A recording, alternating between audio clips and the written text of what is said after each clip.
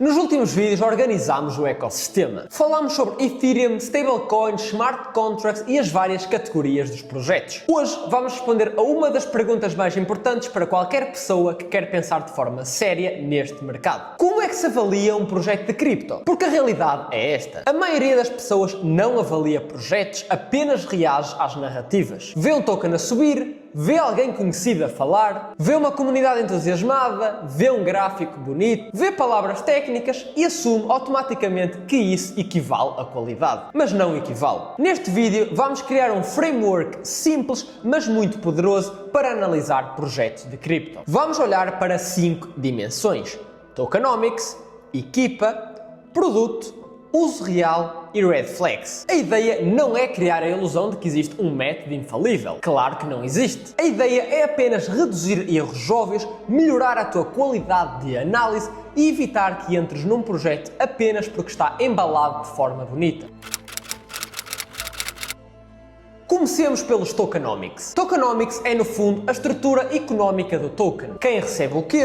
Quanto existe? Quanto vai existir, como é distribuído, como entra em circulação, quem é que pode vender, que incentivos é que existem e qual é que é a relação entre o token e o próprio projeto. E esta parte é crítica porque muitos projetos parecem fortes por fora, mas quando vamos olhar para os tokenomics, para a parte económica estrutural, geralmente vemos que aquilo é tudo menos forte. A primeira pergunta é simples: qual é a oferta total e qual é a oferta em circulação? Se existe uma diferença brutal entre as duas, isso significa que ainda existe muito supply para entrar no mercado no futuro. E supply futuro pode significar pressão vendedora futura e pode sim fazer baixar o preço por unidade, porque é a lei clássica de oferta e procura. Assumindo que a procura mantém-se a mesma, se entrarem mais unidades no mercado, o preço tende a cair. Mas claro que existem muitas exceções onde isso não acontece porque a procura vai aumentando e, portanto, isso é algo que vocês também têm de analisar separadamente. Segunda pergunta: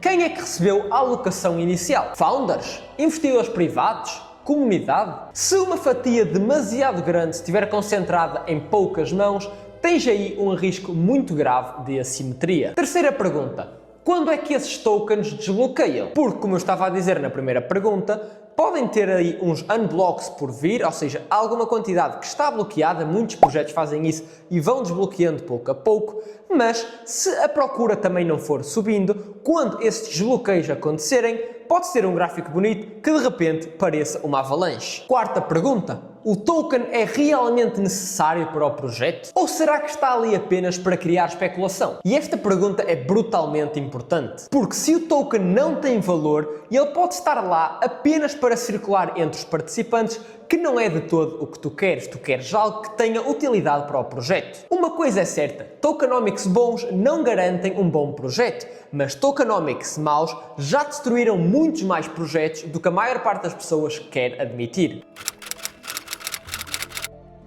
Segunda dimensão: equipa. Quem é que está por detrás do projeto? Aqui convém evitar dois extremos. O primeiro extremo é achar que a equipa conhecida garante tudo. Não garante. E o outro extremo é achar que a equipa não importa. E importa sim. Quando estás a analisar uma equipa, não deves olhar apenas para os nomes ou para LinkedIns bonitos. Deves perguntar: têm histórico de execução? Já construíram alguma coisa antes? Será que percebem a área onde estão a operar? Comunicam com clareza? Mostram accountability? Parecem estar a construir ou apenas tentar vender uma narrativa? E claro, se a equipa é anónima, isso não prova automaticamente fraude, mas dificulta-te o processo e, portanto, aumenta muito o peso das outras exigências. Se não conheces as pessoas, então queres muito mais transparência no produto, na sua utilidade e principalmente na parte estrutural e económica. Outra pergunta muito importante é: a equipa parece alinhada com o longo prazo ou será que eles parecem que apenas estão a tentar captar a atenção e a liquidez no curto prazo? E muitos projetos falham precisamente por isto, não porque o projeto fosse mau, mas porque a equipa não está comprometida a longo prazo e apenas a curto prazo.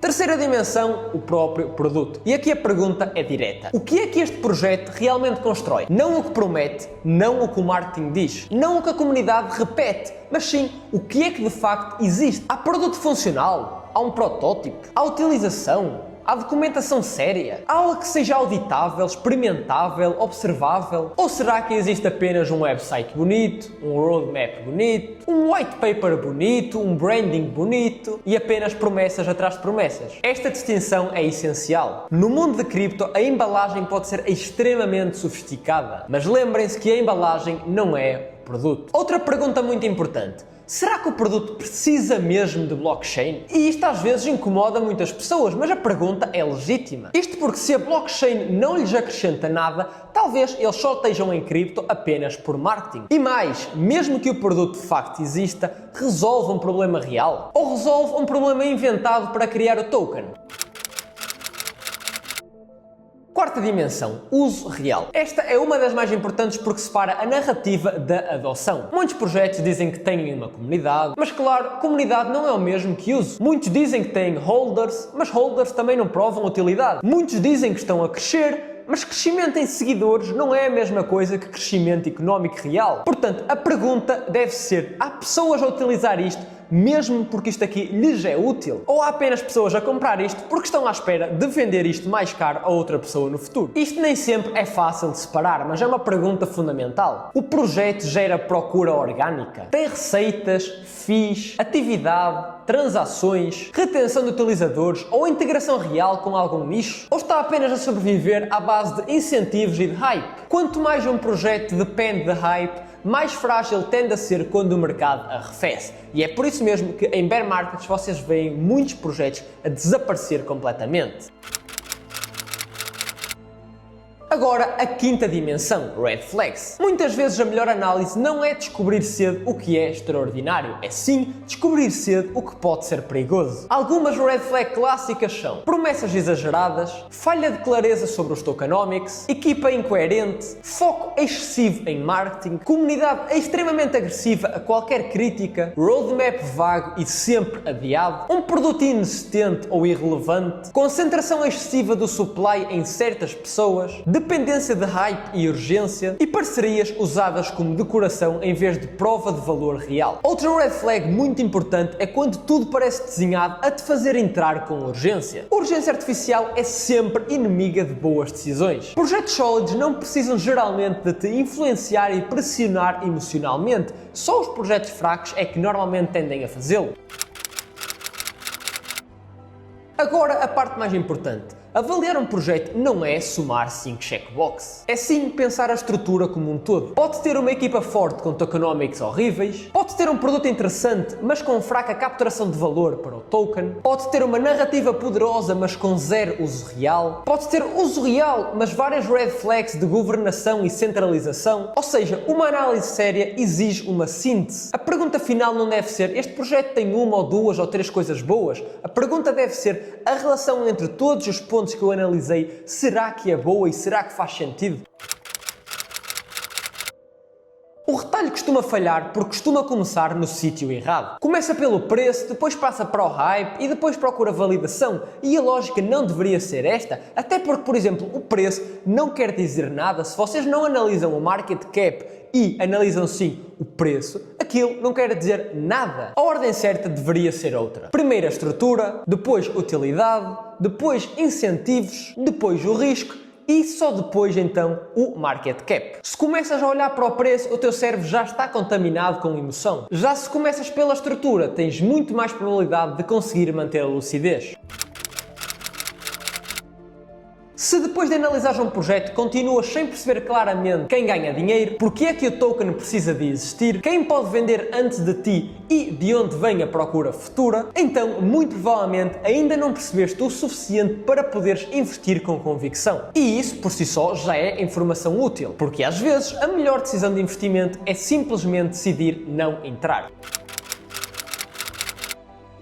Avaliar um projeto de cripto exige muito mais do que apenas olhar para um gráfico ou para o entusiasmo de uma comunidade. Exige perceber a estrutura económica do projeto, a equipa que está por trás dele, se existe um produto real ou não e se tem utilidade real, e os vários sinais de alerta que te podem mostrar que aquilo pode sim ser apenas uma manipulação. Claro que isto não elimina o risco, mas aumenta exponencialmente a probabilidade de tu não cometeres erros básicos como entrares numa narrativa tarde demais bem vendida ou de perderes o teu capital em projetos que são apenas fraudes. No fundo, perderes este tempo para analisares bem um projeto é uma forma de respeito para o teu próprio capital. No próximo vídeo vamos falar sobre DAOs e sobre governança descentralizada. O que são, como funcionam, onde é que erram e porque é que continua a ser uma ideia fascinante apesar das limitações reais. Porque coordenar pessoas e capital é difícil e fazê-lo de forma descentralizada é ainda mais difícil. Mas o que não é difícil é ir aí abaixo e deixares o teu like se gostaste deste vídeo e se foi útil para ti,